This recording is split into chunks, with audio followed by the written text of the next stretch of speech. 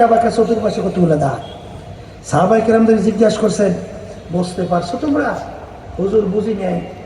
বলে এই সোজা রাস্তা সিরাতাল মুস্তাকিম, এই পথে চলতে যাইয়া তারা ডানে বামের ভিতরে ঢুকবে, ধ্বংসপ্রাপ্ত হইয়া জাহান্নামে চলে যাবে। কথা ঠিক কিনা? এই আল্লাহর বান্দারা ভালো করে মনকে বুঝাতে হবে, তারপর কিন্তু কবরের পথে রওনা করতে হবে। কথা ঠিক না? এই জন্য বলতেছিলাম, অনেক মুসলমান সন্তান বর্তমানে বাংলাদেশেও কিন্তু আছে। এরা কিন্তু আমাদের কথাবার্তাগুলো আগের যুগে কিন্তু যেরকম ওলামায়ে কেরাম হক্কানি বলতেন সেইভাবে মানার চেষ্টা করত, কিন্তু বর্তমানে কথা তো শুনতেই চায় না, বরং উল্টা চলার জন্য পাগল হয়ে যায়। এই জন্য বলেন কথা ঠিক না? এইবার দোষ তালাশ করিয়া ওলামায়ে কেরাম থেকে গালি দেয় মন মতো।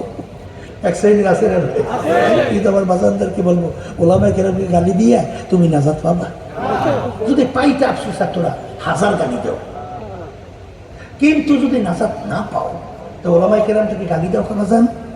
বরঞ্চ ওলামায়ে কেরামদের প্রতি এক শ্রেণী এত কঠিন আকারে লাগছে, মনে হয় যেন দেশটার এবং ওলামায়ে কেরামরা বলে খাইয়েই বানাইছে।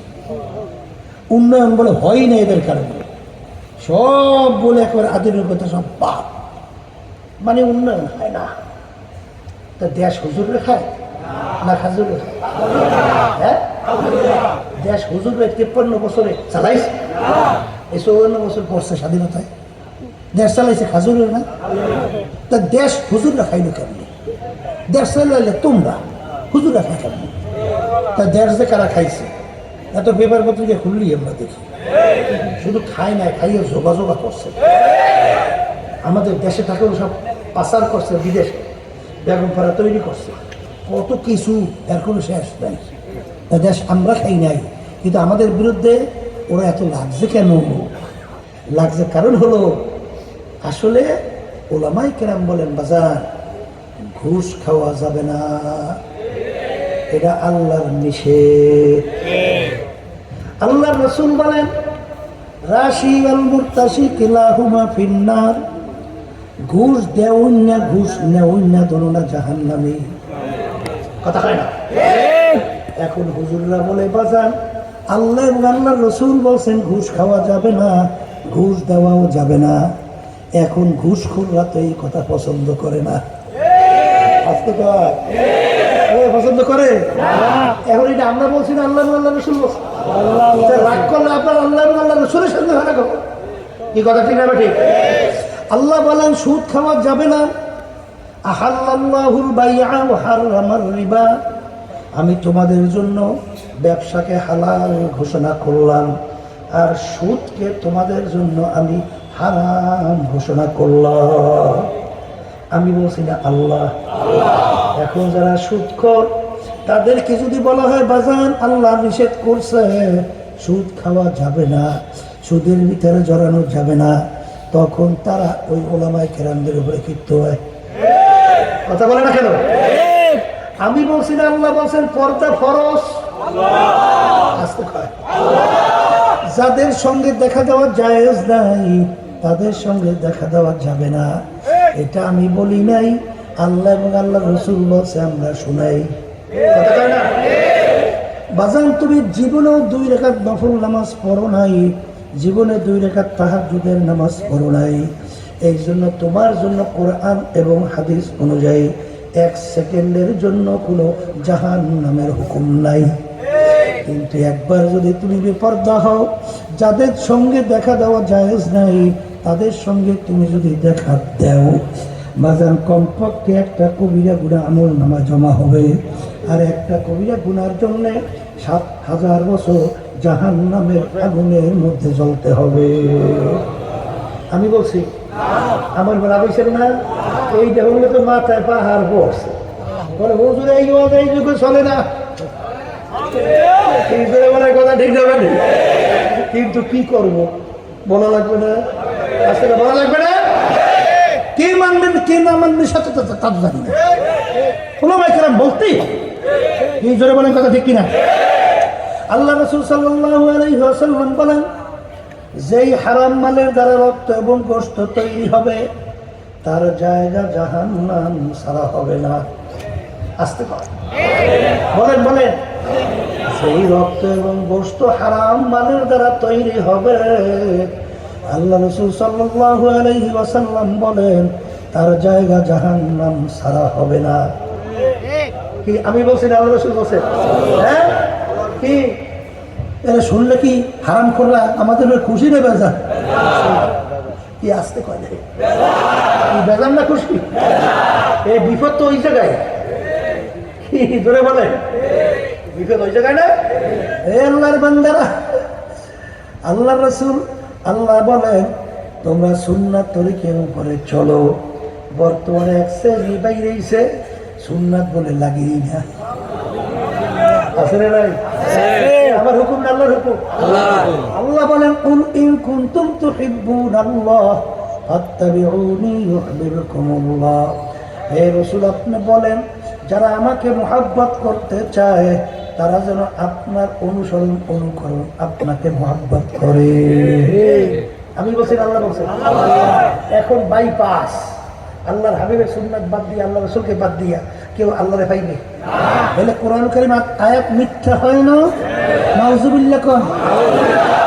এখন আল্লাহ রাসূলের মহব্বতের পরিচয় কি? এক শ্রেণী আমার বাজানরা আল্লাহর হাবিবের নাম শুনলে হাতের ভিতরে চুমা খায়, মহব্বত। এক শ্রেণী আমার বাজানরা বুকের ভিতরে থাবড়া থাবড়ি করে, মহব্বত। এক শ্রেণী আমার বাজানরা বুকের ভিতরে ছুরি নিয়ে পোষাপোষি করে, মহব্বত। এক শ্রেণী আমার বাজানরা আল্লাহর হাবিবের নাম শুনলে বসা অবস্থায় লাফাইয়া দাঁড়াইয়া যায়, মহব্বত। কথা বলে এটাই মহব্বতের পরিচয়। আল্লাহ রাসূল বলতেছে মহব্বতের পরিচয় কি? আমি বলি না, আল্লাহ রাসূল বলছেন আমি শুনি নাই। কেউ রাগ করিলেন না, আল্লাহ রাসূল মাফ চাই। ভুল হইলে বলে হুজুর ভুল হয়েছে। আল্লাহ রাসূল বলেন মান আহাব্বা সুন্নতি ফাকাদ আহাব্বানি। যে নাকি আমার সুন্নাতকে মহব্বত করলা তারা গোয়াকে আমি রাসূল কি মহব্বত করলা। আল্লাহ রাসূলের মহব্বত করে, বন্ধু বন্ধুকে মহব্বত করে না? করে করে করে। বন্ধুর মহব্বতের পরিচয় কি? বন্ধু যে রঙের জামা বানায় বন্ধু ওই রঙের জামা বানাইতে তার কাছে ভালো লাগে। আমি ভুল কইছি মনে হয়? একটু চুপ করে বসে। হ্যাঁ এই দেখেন না শেখ মুজিবের মহব্বত করে, মুজিব কোট ব্যাপারটা কি? কি মহব্বতের পরিচয় না? এই বন্ধু যেই কে দেয় হাঁটে সেও সেই কে দেয়। আমার বন্ধু এরকম হাঁটে, মহব্বতের বৌবা। ঠিক না? ঠিক। এই যদি আল্লাহ রসুলকে মহব্বত করো তা আল্লাহ রসুলের জামারা তোমার কাছে ভালো লাগে না? কারণটা কি? এটা কেমন একটা পাগলামি কথা না? এই ধরনের পাগলামি কথা না। আল্লাহ রসুল বলেন মান আহাব্বা সুন্নতি ফাকাদ আহাব্বানি। যে নাকি আমার সুন্নাতকে মহব্বত করলো তারা গোয়াকে আমি রসুল কি মহব্বত করলো। আর যারা আমার রসুলকে মহব্বত করতে পারবে আল্লাহ রসুল বলেন কানা মাইয়া ফিল জান্নাহ, সে আমার সঙ্গে একত্রিত হইয়া বেহেশতে ঢুকে যাবে। কি আল্লাহ রসুলের সুন্নাত লাগে? আসতে পারে। বর্তমানে কিন্তু এক শ্রেণী আমার বাবারা বের হয়েছে, এই মহিলাদের বলে পোশাক আদির ব্যাপারে কোনো বলে রেস্ট্রিকশন নাই। ওকে নাউজুবিল্লাহ নাউজুবিল্লাহ কোন না? এই কথা যদি কেউ বলে জাইনে শুনে বুঝ যায় ঈমান থাকবে? এই ঈমান থাকবে? আল্লাহ রাব্বুল আলামিন কি বলছে? এই পোশাক আদির ব্যাপারে আল্লাহ কি বলছে? লিবাসুত তাকওয়া যালিকা খায়র। আমার মালিক বলেন পরহেজগারি লেবাস তোমাদের জন্য উত্তম। আমি বলছি না আল্লাহ বলছি? আমি বলছি না আল্লাহ বলছি?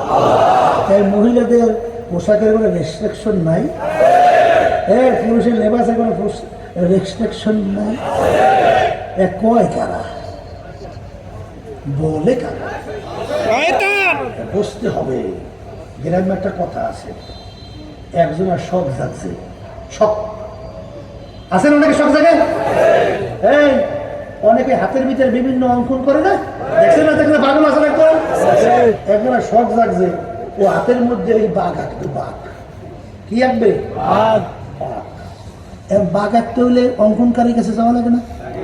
এখন অঙ্কর কাছে যাই বলে ভাই আমার হাতের মধ্যে একটা বাঘ আঁকিয়ে দেবো। তা ঠিক আছে ভাই। এখন বাঘের মাথা আঁকা শুরু করছে, ফোটা দেওয়া লাগে তো। এখন ফোটা দিতে ব্যথা পায়। বলে ভাই কি করতে আছেন? বলে বাঘের মাথা আঁকি। বাঘের মাথা। বলে ভাই বাঘটা তার হাতের মধ্যে, ওর মাথা না থাকলে হবে কি? আর একটা ওটা বাদ দাও। মাথা কি? বাঘ। এখন ওই আঁকা দশে পেট। তা আবার যখন ওই ফোটা দেয় আবার তো ব্যথা পেয়েছে। ভাই কি আঁকা? বলে বাঘের পেট। বলে ওই বাঘটা থাকবে হাতের মধ্যে, ও তো খাইবে লইবে না। পেট না থাকলে হবে কি? আর একটা আঁকো। পেটও শেষ, নাই পেট। এখন পাওয়া আঁকা শুরু করছে ওই সিল্লি হতে, লেজা কে সিল্লায়। এখন করে ও লাগবে না, ও লাগবে না, কিচ্ছু নাই। এখন বলে ভাই বাঘা খেয়ে দাও। এখন অঙ্কনকারী কয় ভাই যেই ব্যাগের মাথা নাই, যেই ব্যাগের পেট নাই, যেই ব্যাগের লেজ নাই, যেই ব্যাগের ফা নাই, এই বাঘ আমার বাপের বসে আমি দেখি জোড়াইছি। ও আমার বাপেও দেখে আবার 14 করছি দেখে।